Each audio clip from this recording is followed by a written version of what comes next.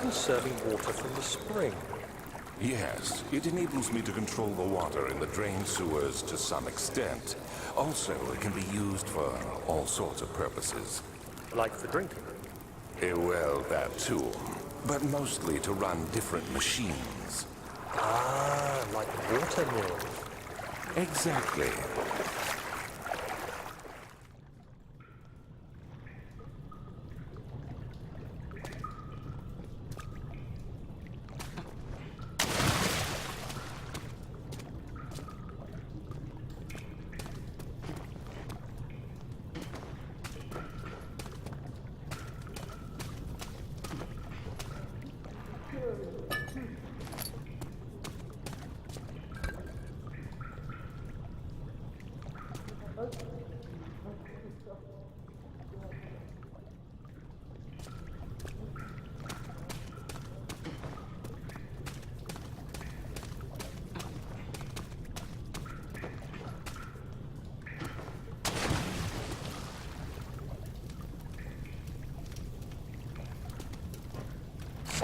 August 1839. There is no denying that Alexander puts a lot of faith into what I can only describe as magic. I'm not surprised.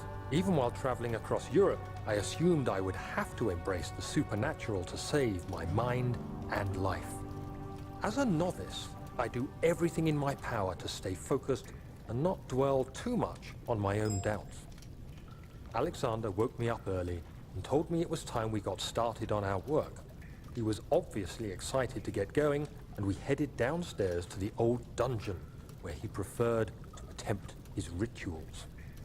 It turns out that Alexander is a true Renaissance man, paralleled only by Da Vinci, I'm sure. He showed me several rooms fitted for specific research, such as anatomy studies, alchemy, and botany. The crown of Brennenburg must be the inner sanctum, a most hallowed ground where we shall attempt to permanently banish the orb's shadow.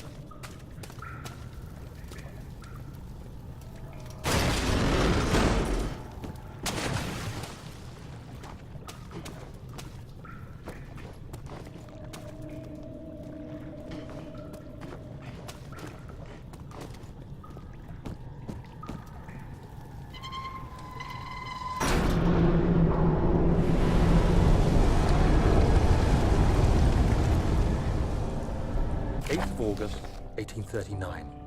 I could never be certain until today that I was on the right path.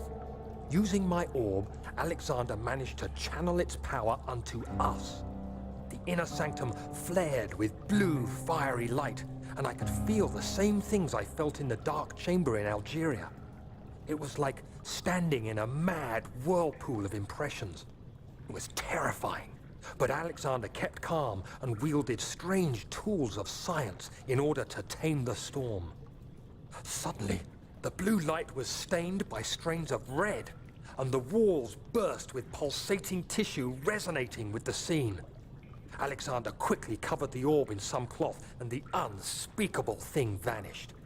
Apparently, the orb's shadow is closer than Alexander thought. He said I should prepare for a warding ritual tomorrow. I'm not sure what he expects, but I have a bad feeling about this.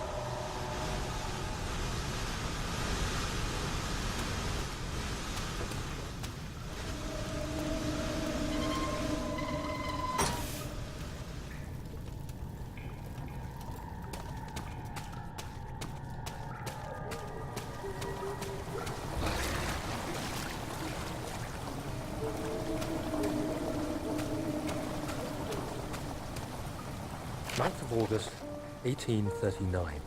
It is still early, and Alexander is busy preparing for the ritual later today.